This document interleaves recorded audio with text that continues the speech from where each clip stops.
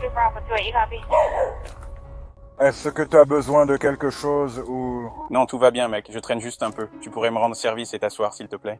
C'est Tyler Fight. Il est en prison après un accord de plaidoyer avantageux pour avoir agressé une femme et tenté de l'agresser sexuellement durant son jogging.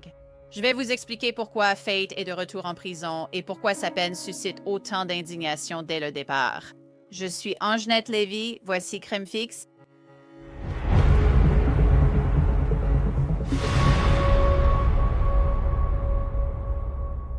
Tyler Fate a passé les 2 dernières nuits en prison dans le comté d'Orange, en Floride. C'est à Orlando après son arrestation pour violation de probation. Beaucoup de gens violent leur probation et nous ne vous en parlons pas, mais cette affaire est vraiment particulière et inquiète beaucoup de gens et pour de bonnes raisons. Tyler Fight a été arrêté pour la première fois en avril de cette année. Les chefs d'accusation, tentative d'agression sexuelle et agression. L'affidavit décrit les événements du 10 avril de cette année selon l'officier. Vers 4h19, la victime a quitté son domicile pour aller courir. Aux environs de 4h28, alors qu'elle se dirigeait vers le nord devant le 1800 avenue Northumberland, un homme blanc inconnu, plus tard identifié comme Tyler Fight, l'a violemment stoppée. La victime a expliqué avoir été arrêtée brusquement par quelqu'un qui lui a tendu le bras et frappé à la poitrine et au cou, la faisant tomber sur le dos. Maintenant, cette victime a raconté s'être défendue contre l'homme, a écrit la détective. Allongée sur le dos, Fate s'est approchée et a tenté de la maîtriser. Alors qu'elle commençait à lui donner des coups de pied et à crier fort, Fate se jetait sur elle, les mains et les genoux proches d'elle.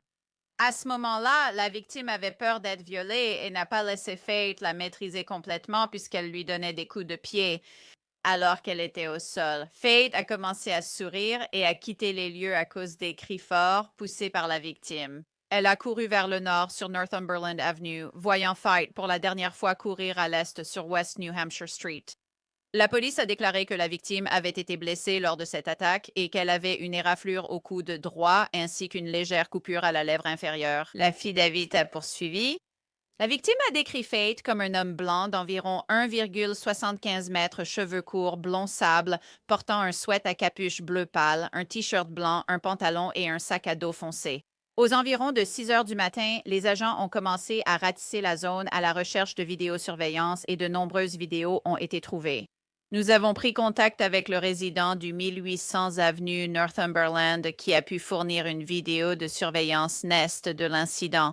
Voici ce que montre la vidéo de surveillance. La police d'Orlando a publié une capture d'écran de la vidéo de surveillance montrant le suspect, plus tard identifié comme Fate, marchant dans un quartier. L'affidavit précisait: le 10 avril 2025, vers 4h28, un homme blanc portant les mêmes vêtements que Fate courait vers le nord derrière un SUV Lexus blanc. Quelques instants plus tard, on peut entendre des cris forts provenant de cette victime. Cela dure plusieurs secondes, puis on voit la victime courir vers le nord. Il convient de noter que des vidéosurveillances ont été trouvées sur West New Hampshire Street et Yates Street pendant la période de cet incident. Des vidéos montrent Fate marchant dans la zone. Fate habite sur West New Hampshire Street, à environ 2 maisons à l'est du lieu de l'incident. Vers 08h45, le bureau du shérif du comté d'Orange a contacté Fate à l'angle d'Illinois Avenue et Miller Avenue. Fate portait encore les mêmes vêtements que lors de l'incident, comme l'avait décrit la victime. Fate correspondait aussi aux caractéristiques données par la victime. Fate a été arrêtée et conduite au poste de police d'Orlando. Fate s'est vu notifier ses droits à Miranda et a accepté de parler avec les détectives.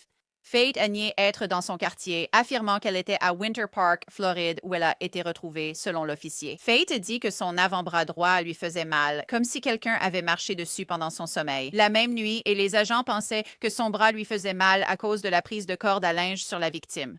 Ils ont mis Fate en garde à vue, comme je l'ai dit.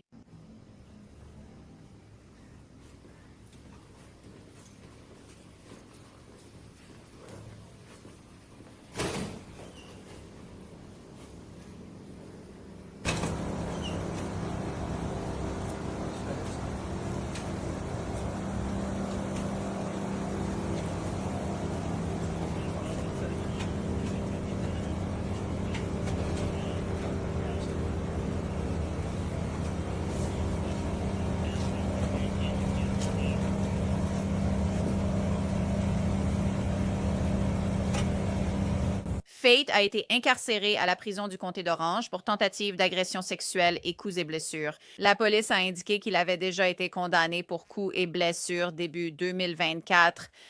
Avançons donc jusqu'en novembre cette année. Le bureau du procureur de l'État a accepté un accord de plaidoyer qui a permis à Tyler Fite d'être libéré en probation avec le temps déjà purgé. Et le procureur de l'État a reçu beaucoup de questions à ce sujet après que Tyler Fite ait de nouveau été placé en détention. Notre division des crimes sexuels ici, au bureau du procureur de l'État, a examiné cette affaire et a conclu que, puisque les intentions de M. Fite ne pouvaient pas être prouvées au-delà de tout doute raisonnable, c'est-à-dire que ses intentions de commettre une agression sexuelle ne pouvaient pas être prouvées au-delà de tout doute raisonnable, les accusations appropriées à déposer dans cette affaire étaient celles de coups et blessures criminels. Il a été condamné à 225 jours de prison au comté d'Orange, avec un crédit pour les 225 jours qu'il avait déjà purgés jusqu'à ce moment-là, en plus de se voir accorder 3 ans de probation avec certaines conditions spéciales. Il est important de comprendre que cette peine de probation, ainsi que les conditions spéciales, ont été imposées dans un souci de sécurité pour la communauté. Ces conditions spéciales exigeaient une évaluation psychosexuelle et le suivi de tout traitement recommandé. Qu'il évite tout contact avec la victime et ne s'approche pas à moins de 3 pâtés de maison du lieu de l'incident. Donc, la procureure de l'État, Monique Worrell, a déclaré que la victime avait approuvé l'accord qui a placé Tyler Fite en probation et lui a permis d'être libéré. Il y a aussi eu une erreur administrative dans l'affaire remise en question. Alors que la procureure dans cette affaire a commis une erreur concernant la suspension du jugement, que j'ai constaté, cela me semble être un point d'inquiétude pour la plupart des gens, il est important de comprendre que cette erreur n'a en aucun cas eu d'impact sur la peine et qu'elle n'a pas non plus remis en cause le fait que M. Fite est bel et bien un criminel condamné. Voici donc comment Tyler Fite a été accusé d'avoir violé sa probation. Tout d'abord, son agent de probation a déclaré qu'il avait changé d'adresse sans en informer la probation le 20 novembre. Sa grand-mère aurait dit à l'agent de probation qu'elle refusait qu'il vive chez elle à cause de sa maladie mentale. Et ensuite, l'agent de probation a dit qu'il ne s'était pas présenté à un examen psychosexuel le 9 décembre. La police l'a retrouvé le 15 décembre. Est-ce qu'il y a quelque chose dont tu as besoin ou... Non, ça va, mec, je traîne juste. Tu peux t'asseoir, s'il te plaît? Est-ce que je vais aller en prison? Assieds-toi. Je sais que j'y vais. Assieds-toi. Est-ce que je vais aller en prison ou quoi? Mets tes mains derrière le dos. Tu es Tyler? Hein? Tyler? Ouais. D'accord. Pourquoi est-ce que je suis arrêté? Je suis en liberté conditionnelle. Je te parle dans une seconde. Je ne plaisante pas quand je suis seul, d'accord? Hein? Charlie 2-6, l'objectif est sécurisé. Tu sais que si on a manqué quelque chose, tu pourrais avoir de gros problèmes? D'accord, c'est bon toi. J'ai ma carte d'identité dans ma chaussette, c'est tout. Ah non, voilà, vous avez ma carte d'identité. Asseyez-vous et je vais vérifier vos... Tenez, désolé, je dois juste vérifier ça rapidement. Pouvez-vous ouvrir ceci?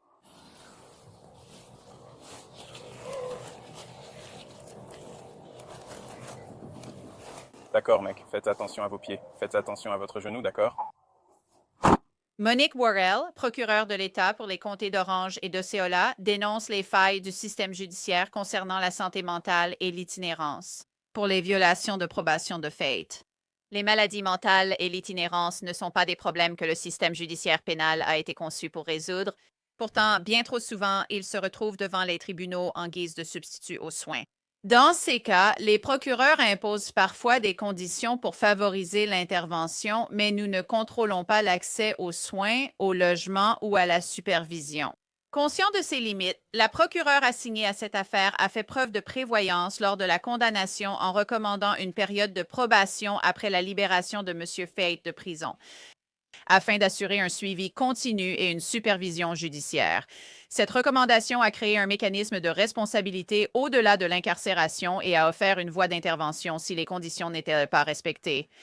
Néanmoins, ce que nous voyons ici reflète des lacunes plus larges dans notre système de santé mentale et souligne l'urgence de mettre en place des services coordonnés pour répondre à ces défis avant qu'ils ne s'aggravent.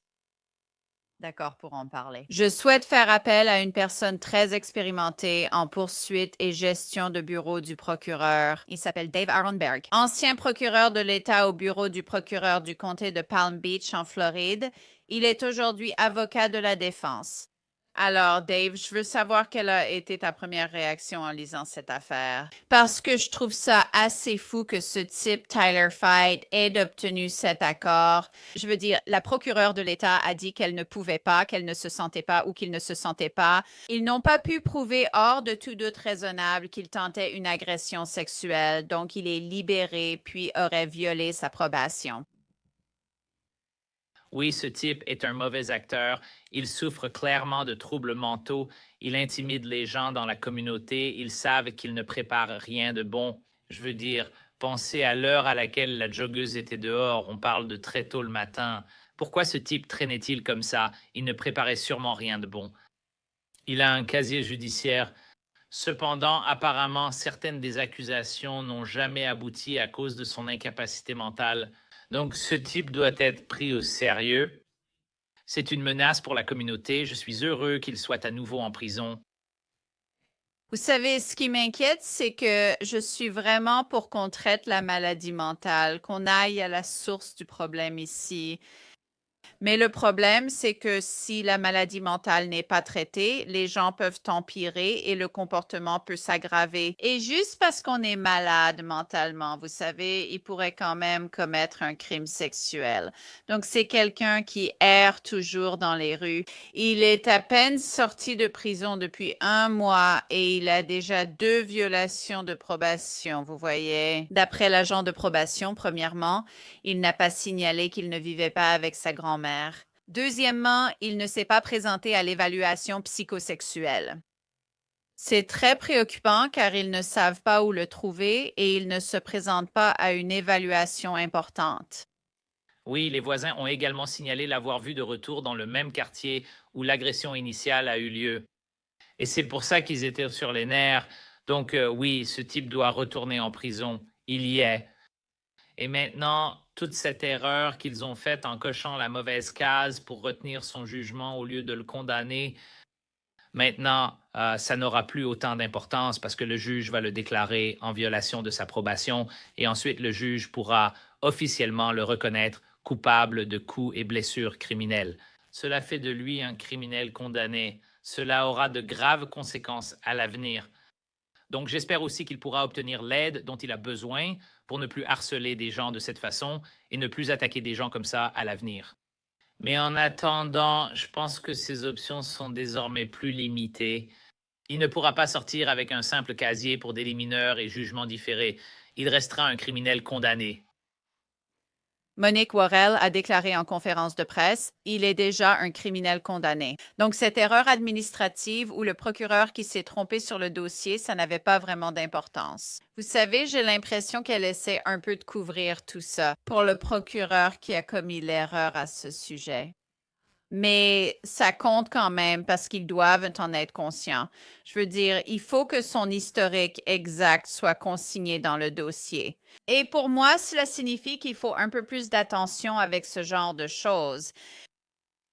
Absolument. Maintenant, en ce qui concerne le fait de cocher la mauvaise case, c'était vraiment une énorme erreur. Maintenant, souvenez-vous que lorsque vous êtes le procureur de l'État, et je connais Monique Worrell, j'ai beaucoup de respect pour elle, je la considère comme une amie, elle a beaucoup d'assistants procureurs de terrain. Quand l'un d'eux fait une erreur, c'est elle qui en subira les conséquences. Mais cela arrive qu'une personne puisse faire une erreur sans que le patron le sache. Mais là, c'est une erreur importante. Ce n'est pas simplement oublier de mettre un point sur un i ou de barrer un t, c'est changer la décision d'une affaire qui aurait dû aboutir à une condamnation et qui devient à la place une décision avec sursis. Comme je l'ai dit, puisqu'il a violé sa probation, je pense que le juge va finalement le condamner pour le crime et donc cela sera corrigé. Mais vous espérez avoir des procédures en place à l'avenir pour que cette erreur ne se reproduise plus jamais, car cela pourrait mettre des gens en danger. Une chose que je trouve vraiment, vraiment préoccupante ici, cela m'inquiète et évidemment, je ne sais que ce que je lis dans l'affidavit de cause probable pour cette affaire. Mais pour moi, cela crée une tentative d'agression sexuelle comme cela a été retenu dans les charges. Je veux dire, vous avez un homme qui rôde à 4h28 du matin dans le noir. Il est accusé d'avoir fait un croche-pied à cette joggeuse, essayant de la maîtriser. Je veux dire, vous n'allez pas essayer de la maîtriser comme l'ont décrit les policiers, à moins d'essayer de l'agresser sexuellement. Je pense que s'il a fui, c'est peut-être pour une raison, même si je ne peux pas me mettre à sa place. Mais la seule raison pour laquelle il a peut-être pris la fuite, c'est parce qu'elle a fait ce qu'on apprend aux femmes à faire. Elle a crié, elle a fait tellement de bruit, et là, il s'est dit, bon, ça risque d'être trop compliqué. Donc, vous savez, ils disent, Monique Worrell a dit lors de la conférence de presse, vous savez que les procureurs ne savaient pas s'ils pouvaient prouver cette affaire au-delà de tout doute raisonnable. La plupart des affaires se règlent par accord de plaidoyer. Mais Dave, si tu regardes ça, je veux dire, qu'est-ce qu'il aurait essayé de faire d'autre? Eh bien, Angenette, quand tu retournes voir les faits de l'affaire, il n'a retiré aucun vêtement. Il n'a pas essayé de retirer le moindre vêtement. D'après ce que j'ai lu dans l'affidavit, ça montrait juste qu'il lui a fait une balayette et s'est ensuite mis sur elle. Et maintenant, est-ce que je pense qu'il aurait essayé de l'agresser sexuellement? Oui, probablement. Les procureurs doivent prouver l'affaire au-delà de tout doute raisonnable, pas seulement avoir un motif probable. Je comprends pourquoi ils l'ont traité comme une agression criminelle et non sexuelle. Heureusement, grâce aux actions défensives de la victime, il n'est pas allé assez loin pour qu'il puisse être condamné pour agression sexuelle. Je pense que ce serait une bataille difficile pour les procureurs. Les procureurs, par éthique, ne portent des accusations que s'ils estiment pouvoir obtenir une condamnation au-delà de tout doute raisonnable. S'ils n'y croient pas sincèrement, ils s'abstiennent. Vous n'êtes pas censé porter les accusations. C'est pourquoi ils ont retenu l'accusation la moins grave. Maintenant, cela n'excuse pas les procureurs d'avoir fait une erreur en cochant la mauvaise case sur la décision de l'affaire. Je comprends pourquoi les procureurs ont choisi de poursuivre pour coups et blessures criminelles plutôt que pour agression sexuelle criminelle.